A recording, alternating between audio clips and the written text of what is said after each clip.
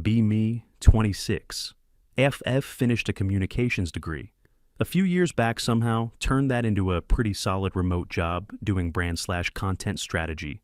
Work from home, nice apartment, in a gentrified neighborhood with overpriced coffee and plants everywhere, all furnished, all paid for by me. My money, my lease, my furniture, my little independent woman, kingdom. Most nights, I'm doing one of two things, tuning up my online image like it's a project or rotting on Twitter. Sorry, X, still calling it Twitter. Because I refuse to participate in that rebrand. I also run a small blog, nothing huge but enough loyal readers that the comments section turns into a brawl whenever I post certain topics. And I have one take that gets the strongest reaction. Every single time, guys in the replies get furious. My followers hit me with "say it louder" and "queen behavior." My take is simple. If you have a boyfriend in this year, you should honestly be embarrassed. And no, I'm not joking. Not doing irony, I mean it having a boyfriend reads like weakness to me, like settling, like admitting. You can't run your own life without some dude standing there taking up space. I look at my friends, smart women, capable women with careers and degrees and actual personalities, and so many of them are still chained to these painfully average men. Guys who treat gaming like a personality. Guys who think being the grill guy is a defining character trait. Guys whose version of a meaningful conversation is ranting about middle management. It's bleak. My friend Megan is the biggest example. Love her, but she is deep in it. She's dating this guy, Evan software engineer or developer or whatever exact coding flavor he is. Quiet dude, awkward in groups, basically lives in the same rotation of 3 faded black hoodies. Every time we hang out, he'll sit there with a drink for an hour, barely says anything, just nods now and then, like an NPC with a limited dialogue tree. Megan will be mid-story, animated, doing hand gestures, fully performing, and he'll just look at her with this calm, blank face, and I'm always like, girl, he is not listening. He's buffering. His brain is installing an update, and she always defends him. No, he listens. He just doesn't interrupt. Sure, very noble last weekend. We're at brunch, me, Megan, and my other friend, Claire, also has a boyfriend. His name's Ryan, works in finance, exactly the kind of guy you picture when someone says, finance, trim, haircut, quarter. Zip, speaks in confident nonsense. Ryan starts telling this long story about his fantasy football league. Not even the interesting kind of sports story. Just draft picks waiver claims who he almost traded. I could literally feel my soul trying to leave my body. I tune out, start scrolling on my phone under the table, and I see a post from a Korean feminist account. I follow. They're talking about the 4B movement. No. Dating men. No. Sex with men. No. Marriage, no children. And I'm sitting there like finally someone gets it. They understand the game is rigged. They understand trying to win on male terms is stupid. The only real move is refusing to play. It felt like ideological oxygen in the middle of listening to Ryan explain his bench strategy. So I cut him off, mid-sentence did not care me. You guys know women in Korea are literally opting out of men entirely, right? Table goes quiet for a second. They all just stare at me. Megan blinks. What do you mean opting out? Me. It's called 4B. Women realize the whole social contract is broken. Men bring less than nothing to the table, so they're choosing not to participate. No dating, no marriage, no kids. It's actually revolutionary. Ryan gives this little laugh into his coffee that smug, half-scoff finance guys do when they think they're being reasonable. Sounds kinda miserable. Me, oh, sorry. Is that more miserable than listening to you narrate the draft strategy for your team of enchanted office interns? Not even exaggerating much. His team had some ridiculous name. Like that I'd seen it on his phone earlier. Something corny and overcomplicated and Evan Mr. Hoodie Mister. Silent code. Wizard just takes a sip of his latte. No expression, no smile, no comment, nothing. Which for some reason annoys me even more than Ryan, talking. At least, Ryan is actively bad. Evan just sits there being this human shrug. Megan jumps in fast. Ryan, don't be rude. Jess is just really passionate about this stuff. Me, I'm not passionate. I'm being logical. Then I turn to Claire, because if we're doing this, we're doing this. Me, What does Ryan actually add to your life? Seriously, he works all week, spends Sundays glued to sports, and you still cook because he says he only knows how to barbecue. Claire looks down at her plate, pokes at her eggs. Benedict, like it offended her, then quietly goes, "He makes me feel safe." And I swear that answer drives me insane every time I hear it from women me. Safe from what? An intruder? A wolf? A grizzly? I have a deadbolt and pepper spray. I'm good. Then I pivot to Megan because she's not getting off easy either, me and you. Evan is sweet, sure, but your apartment is nicer than his. You make more than he does. You're the one with plans, friends, invitations, a life. At this point, you're basically subsidizing a quiet man with good posture. He's not a partner. He's a dependent. Megan gets red immediately. That's not fair. He's really smart. He just doesn't show off. Me, right. He's playing 4D chess by acting like an extra in his own life. That landed exactly as badly as you'd expect. Brunch ends weird. Nobody says it outright. But the vibe is dead checks come small talk. Everyone's suddenly very interested in getting home. And I leave feeling annoyed because they still don't get it. They all act like I'm saying something extreme, when to me it feels obvious they're still living inside a rom-com fantasy from the 2000s, like men are some required household utility. The modern woman does not need a boyfriend for anything. Money? Please, I cover my bills, my rent, my subscriptions, my takeout, my trips. I'm not waiting for a provider. I am the provider, emotional support. I have a therapist for actual issues and a group chat for dumb daily stuff. That system is way more efficient than one guy pretending to care while checking sports scores. Home repairs? There are apps. TaskRabbit exists. A man shows up, fixes the sink, hangs the shelves, leaves no weird energy. No, while I'm here conversation. No expectation. I owe him gratitude for basic competent sex. Lol, that's the easiest one of all dating apps solved that years ago. Tinder, Hinge, Bumble, pick your interface. I have options, lots of options. There's the tattooed photographer when I want a fun Tuesday night and zero follow-up. There's the pharmacy student when I feel like hearing someone smart talk for 45 minutes before anything happens. There's the generic handsome gym guy for when I just want to check a box and move on. It's basically food delivery for attention and sex. I choose what I'm in the mood for. It arrives, serves the purpose, then the transaction ends. No emotional clutter. No maintenance, no "how was your day" monologues. No absorbing someone else's stress because he had a bad meeting. Clean, efficient, controlled, powerful. That's what people miss. A boyfriend is outdated tech. It's like choosing a horse carriage when rideshare exists. A relic, an inconvenience, something people romanticize because they're scared of change. I get home from brunch still irritated, so I do what I always do. When I'm irritated, I write open my laptop, start a new blog post, title it. Something like, "Boyfriends are a social crutch. Why relationships make women weaker." And I go in hard, no hedging, no softening it, so people won't be offended. I write about emotional labor, how women become unpaid therapists, assistants, and life managers for mediocre men. I write about the provider myth, how half these guys can't even assemble furniture without watching a tutorial twice. I write about the freedom of real self-sufficiency, how peace feels better than partnership, when partnership is just extra work. I bring up 4B, I bring up TaskRabbit, I bring up the whole gig economy version of modern intimacy. Why buy the package when you can order only the service you need? It's sharp, mean in places, honest in every line. At least to me, I publish it, drop the link on Twitter and it detonates, retweets, start climbing fast, likes, jump into the thousands. Quote, tweets turn into a battlefield. My mentions become an active war zone. My followers are cheering. Finally, someone said it. This is the push I needed. Men are furious because it's true. And then the dudes show up exactly on schedule. Tell us you're miserable without saying it. Have fun alone at 40.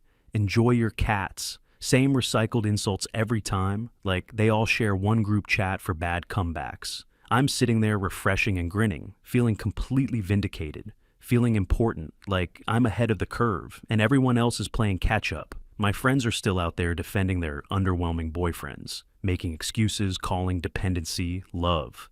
And I'm building a life that isn't weighed down by any of that. A few weeks later, work gets intense. We've got a massive Q4 product launch coming up. Company is treating it like the event of the year.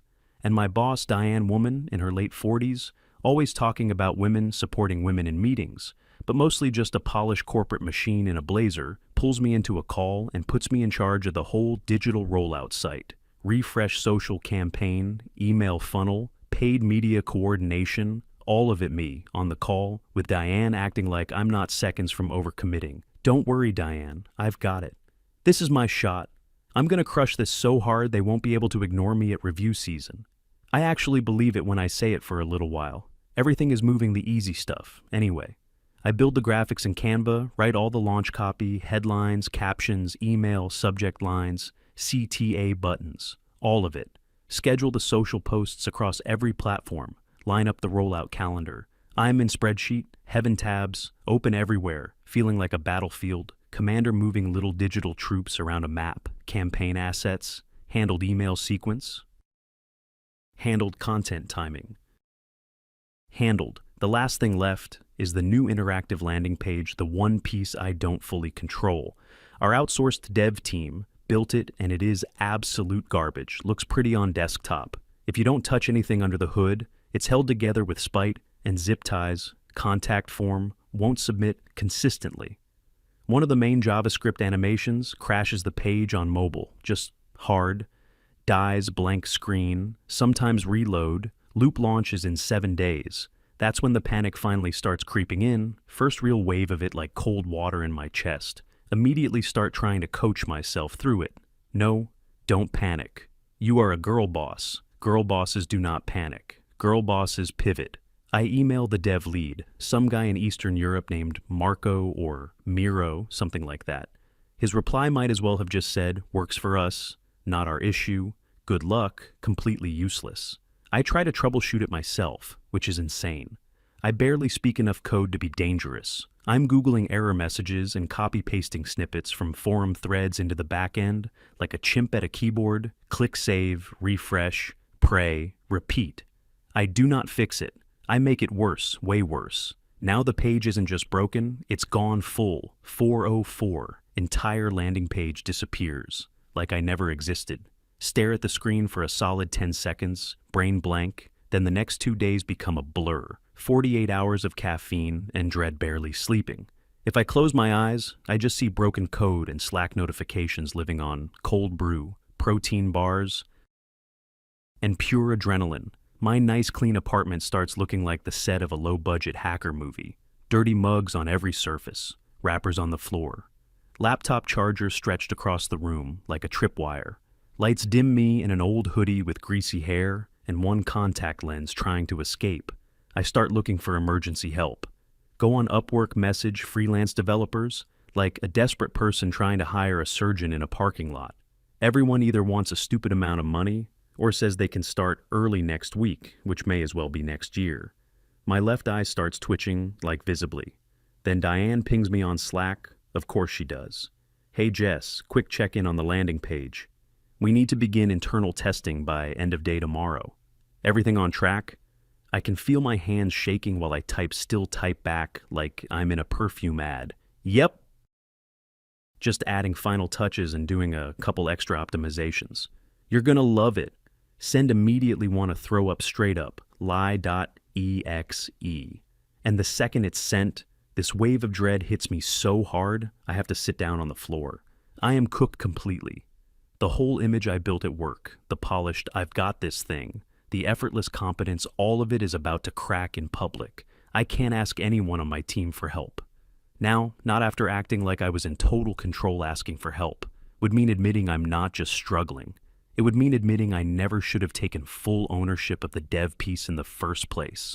I sit there staring at my contacts, trying to think who I can call Claire. She'd tell me to breathe, stretch, drink water, maybe do a guided meditation. Love her not helpful. My thumb keeps scrolling, then lands on Megan and just hovers there. I do not want to call Megan. I especially do not want to hear anything from Evan.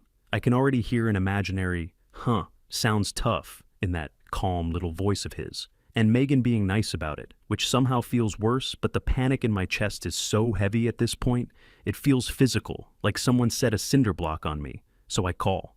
She answers on the second ring. Hey, what's up? I try to sound normal, try to sound casual, hey, nothing crazy, you busy? Megan, kind of. Evan and I are making dinner. Why? You sound off. I can hear kitchen noises in the background, pan clanking cabinet door. Somebody moving around domestic little soundtrack, the exact kind of couple noise I've spent years roasting, and suddenly I hate how comforting it sounds me. It's work. It's just a lot. And once I start, everything comes out, all of it.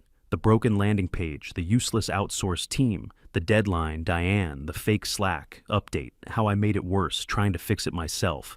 I dump the whole disaster on her, and then I start crying. Not pretty crying either. Not one cinematic tear, full ugly breakdown, sniffling, hiccuping, can't breathe, right? Voice cracking, every other word. The whole girl boss costume falls apart in real time. I'm not some fearless, independent icon. I'm just a scared idiot in an apartment full of dirty mugs who broke a company launch page.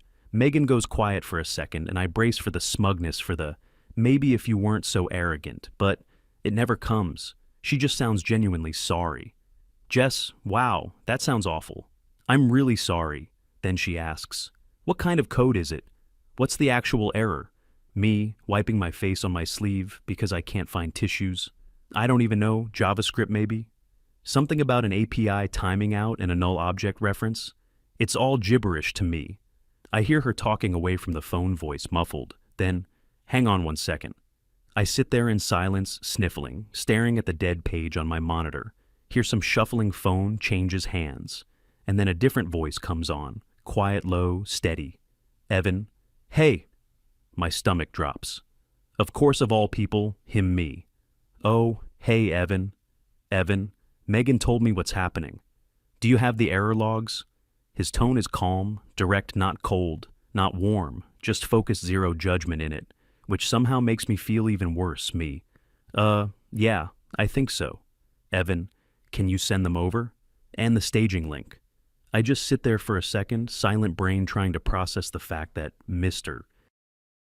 Background character is suddenly running triage on my disaster, Mia. Evan, you really don't have to.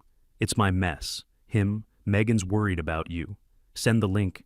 That's it. Not dramatic, not performative, just a plain sentence I swallow. My pride tastes like battery acid copy.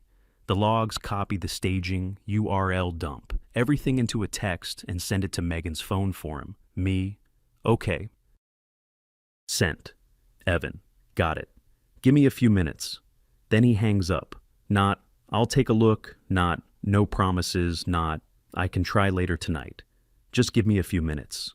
The confidence of it is weirdly unsettling. I'm alone again in my apartment, staring at the monitor. Everything feels colder all of a sudden, and for the first time, I really notice how quiet my place is. No voices, no dishes, no second person moving around, just the laptop, fans screaming while accomplishing nothing. And that thought lands hard. All my big speeches about independence, all my systems, all my efficient little substitutes.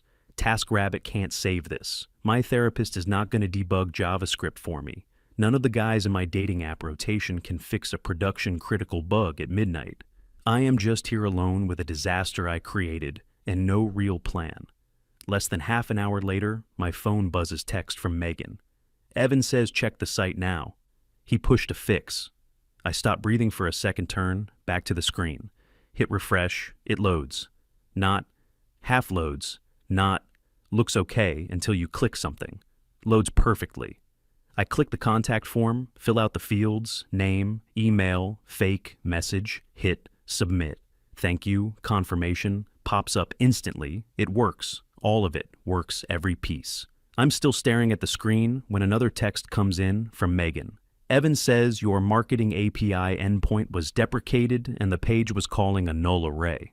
He rewrote the fetch calls to use the new authenticated endpoint and added a promise race so the animations don't hang on mobile. Does that make sense? Absolutely not. 0% might as well have been ancient runes. All I know, Is this the quiet hoodie guy I wrote off as decorative furniture? Just saved my job in like 20 minutes while making dinner. I call Megan back immediately. She picks up right away. Me, Megan. Thank you. Seriously, please tell Evan thank you. I don't even know what to say. How do I pay him back? Megan, don't worry about it. He was glad to help. He said it was kind of a fun problem. Of course he did. In the background I hear him again, some kitchen noise. His voice farther away, he says something. I can't make out. Megan laughs a little. He says clear your browser cache. Me, oh, okay, yeah, I will. And then I just blurt it out before I can talk myself out of it. Me, Megan, I was awful at brunch. Like, genuinely awful. I'm sorry. There's a pause, not a dramatic one, just a soft one. Then she goes, I know. It's okay. We were more worried than mad. You've seemed really wound up lately. Wound up, that is one way to put it. Other options include arrogant, insufferable, completely detached from reality. Next morning, I present the landing page on the internal review call. Diane is on couple people from product. Someone from sales. Everyone doing the usual corporate nodding. I walk them through the page, scroll, click, demo, the form, show the mobile behavior. Everything is smooth, no crashes, no broken links, no visible signs of the meltdown I had on my kitchen floor. Diane is thrilled. Jess, this is fantastic. So polished. The experience is incredibly smooth. You really pulled this together. I smile and nod like a professional adult woman who earned this. Thanks, Diane. It was a team effort. Technically true, she does not need to know. Team means me, Megan's boyfriend. And divine intervention, the compliment just sits there, empty hollow. I don't feel proud. I feel like a counterfeit version of myself. That weekend I feel off restless, weirdly embarrassed in my own apartment. I open Tinder out of habit. Start swiping face, shirtless mirror, pic guy with a fish, guy with a dog. He definitely borrowed for the photo. Guy whose bio says here for a good time, not a long time, like he invented it. And suddenly the whole thing looks bleak. All these men flattened into cards me, flipping through them like options on a vending machine. I think about how proud I used to feel, describing it, clean, efficient, transactional, no strings. And now it just feels sad, not empowering, lonely. Like I optimized all the humanity out of it. I close the app, open my blog, instead thinking maybe I'll write something new, something sharp, something on brand. And the first thing I see is my last post. That stupid headline, the one about boyfriends being a social crutch. I click it, start reading my own words. A man should be an accessory, never a necessity. Dependence is the opposite of female empowerment. Why lean on a man when you can stand on your own 2 feet? I want to crawl out of my skin. It reads like a TED Talk, written by someone who has never had a real emergency. The arrogance is so thick I can taste it. Evan wasn't a crutch for Megan. He was her partner. That's the word. I kept refusing to use partner. They were a team. She cared that I was falling apart. He helped because she cared, and because he cared about her. And by extension, he helped me, her friend, the one who'd been mocking him for months. There was no invoice, no scorekeeping, no performance. He just fixed the problem and moved on. That idea messes with me way more than the bug ever did. Few days later, I get sick, not cute, little cold, sick, not drink tea and power through, sick, full body flu, type sick fever, chills, body aches, head pounding, skin, hurts, can barely keep my eyes open. I'm in my perfect curated apartment by myself, and I run out of ibuprofen just lying there, shivering in bed, feeling like roadkill. And I think about Megan. If she was this sick, Evan would be there. He'd drive to the pharmacy, grab medicine, bring soup, put a cold washcloth on her forehead, probably make sure she actually drank water. Who do I have? I could call my mom, but she lives a few states away, and all that would do is make her panic. From a distance, I could text one of the guys I've hooked up with. Hey, random question. Can you bring me Gatorade and flu meds? Also, I look like a haunted swamp creature right now. The thought makes me physically cringe, humiliating my independence, my self-sufficiency. I used to think it was this fortress strong walls protected untouchable. And now I realize I built the walls so high, I trap myself inside them. There's no one to call because I spent years bragging that I never needed anyone. Eventually, I dragged myself up enough to place a grocery delivery order, flu meds, soup crackers, Gatorade, tiny order, like $12 of actual stuff. Delivery fee plus tip somehow costs almost as much. I pay it because what else am I gonna do? I microwave the soup later, eat it standing at the counter in a sweatshirt. It tastes like hot salt and metal. I crawl back into bed, sweating through the sheets, and I don't feel powerful, don't feel liberated, don't feel ahead of the curve. I feel small and miserable and very, very alone. About a week later, I'm finally functional, again still tired. But human Megan texts and asks if I want to grab dinner. Just us and Evan. Casual place, nothing fancy. I know exactly what it is. It's the thank you dinner, the one I'm obviously supposed to pay for. And honestly good. I need to do it. I need to look him in the face and say, thank you, like an adult. We go to a quiet Italian spot. Dim lights, brick walls, every table too close together. I get there with Megan first, and I am way more nervous than I should be. I've rehearsed what to say like 10 times in my head. Normal thank you speech, not too dramatic, not weird. Evan shows up a few minutes later, same exact style, as always one of the gray hoodies. Of course he sits down. Hey, me, hey, thanks for coming. And thank you again for helping me the other night. You seriously saved me. He gives this tiny shrug and a small smile like I thanked him for passing the salt. No problem. It was a fun little puzzle. Then, totally casual, he adds, your back-end security is kind of a mess, by the way. You should tell your boss you're probably exposed to an injection attack. He says this in the same tone someone uses to mention rain, later not flexing, not fishing for compliments, not even looking at me for a reaction, just stating a fact. Then he turns to Megan and asks about her day, and they slide into some dumb inside joke immediately. Something about a pigeon in the park stealing a piece of bread and chasing a stroller. I don't even fully follow it, but Megan is laughing, like actually laughing. Not polite brunch, laughing real laugh, warm and easy. And he's looking at her, and his whole face is different. The flat, quiet expression I always judged him for is gone. He looks relaxed, happy, content, like he's exactly where he wants to be. And it hits me, he was never a background character. I just wasn't the person he was spending his energy on. He saves it for the person he loves. I was so busy analyzing him that I never once paid attention to how he looked at her. Rest of dinner. I'm mostly quiet, just listening. Them talking about work stuff, a show they're watching, weekend plans. Nothing deep, nothing cinematic. Just small, everyday couple talk. And for the first time in a long time, it doesn't sound pathetic at all. It's not the dead boring noise. I always told myself. It was not some soul-killing routine where two people slowly become furniture.